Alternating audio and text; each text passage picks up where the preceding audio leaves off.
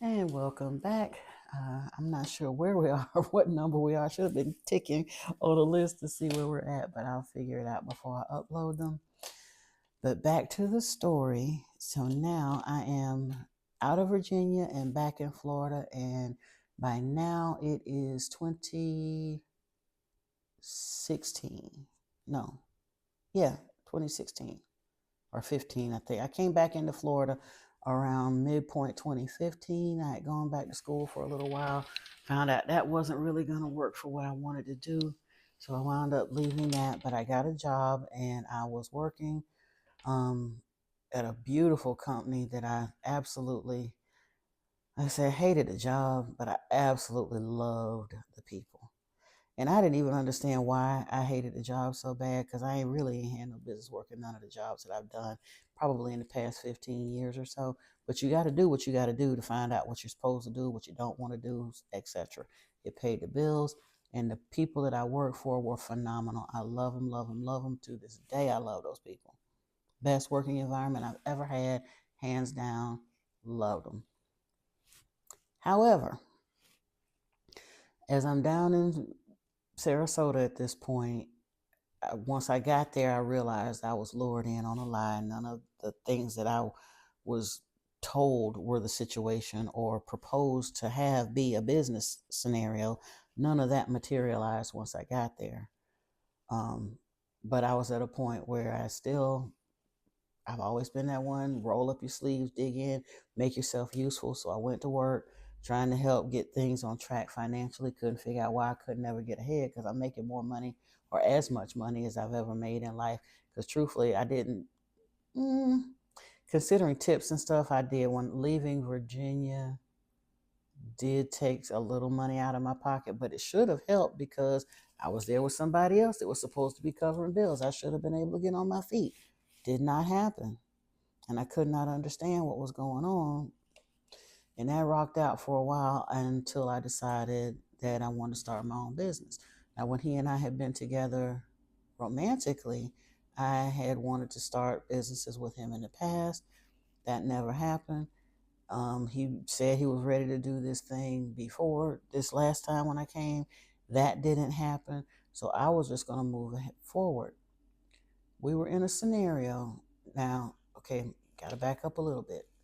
By 2016, around October, I had decided, like I said, kind of feeling the weight of my decision to move there. And I had decided, okay, if I can't get ahead financially, I want to figure out how to manifest. I got to make something from nothing. I've been doing that my whole life, but I mean, I wanted to make something from nothing in a way that I could see it in my bank account because I needed to do something. I can't keep going like this. So I had an idea of some business concepts that I wanted to do and what it was going to take realistically to get them started. And I had saved up a little money and was doing my thing. And I had asked for the grace because several months before, my ex had had an injury that took him out of work. He was on workers' comp or whatever. But he was out of work for about 6 months. Truthfully, he should have only been out of work about a month and a half, but he milked it. I didn't know that at the time. But he was out of work for like 6 months, and I had to hold down the house, the rent, all of that, car note, everything. I was doing. I mean, I was kicking out half before, but I really had to hold it down when he wasn't working. So when he went back to work, he went back to his regular job. He also had a second job, and so I had talked to him, and I said, if you're back to work now and you've got two jobs, and if I can be afforded the ability to just not have to pay the household bills, I'd like to be able to save 2 months worth of paychecks undisturbed. Between that and what I have, then I should be fine. That should be enough for me to start my business. Can we do that? And he agreed, yes, we can do that. So I went and put in my notice at work. And as much as they didn't want me to go, they understood.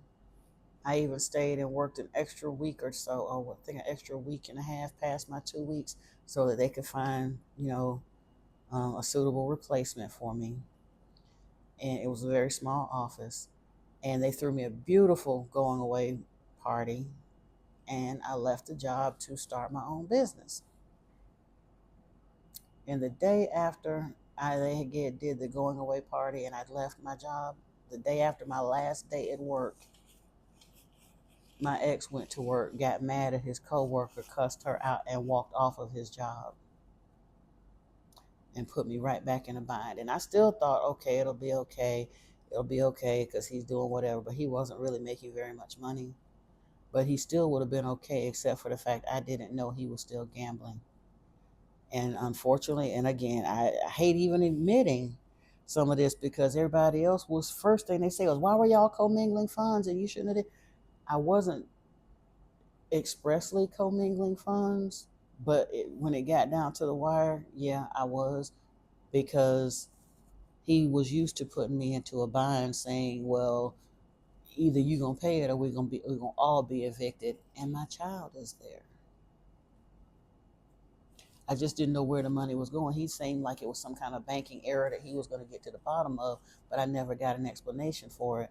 But in any event, um, I had started meditating in 2016. By 2017, I was beginning to undergo a transformation, but I was still in all of these scenarios. By 2018, I was getting pretty miserable and antsy and starting to hear information and having insights that was coming through. And I knew that wherever he was at in his journey, our energies were not compatible. I needed to get out of that scenario.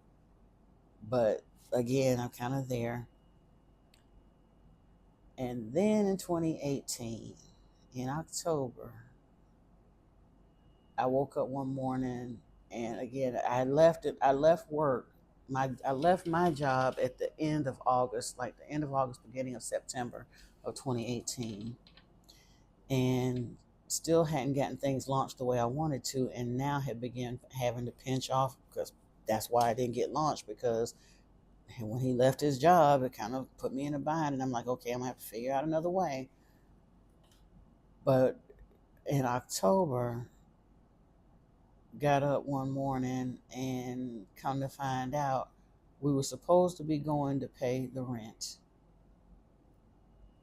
And he, whatever it was, he had already told me he was short on the rent, but by whatever it was, I can't remember how, but pretty short. I was gonna have to cover most of it. I put the money in his account because the landlord would not accept um, a personal check, or you couldn't pay by credit card, or no, they wouldn't accept. They would accept a money order, and I should have done that, but at the time it was late. I don't know why, but I put the money in the bank so that we could write a check and get up in the morning to go pay the rent. And got up that morning, and the account was $650 overdrawn. And at that point, I didn't have enough money to pay the rent twice. That was like the for sure crumbling of my tower. Then at that point, I had no choice but to leave. And thankfully, part of my extraction team included a beautiful brother that I love to this day, and we are the most unlikely of friends. We met online 22 years ago, 23 years ago, I think, this year. And genuinely, like I said, that's my brother from another mother. But he said, "Nah, come here," and let me come to Atlanta to stay with him. And even at that, we worked out an arrangement. He didn't want rent, but I cooked for him and blah blah blah. So that was cool. But that was the beginning of a wonderful period of time for me because it afforded me something that most people don't get in this day and time.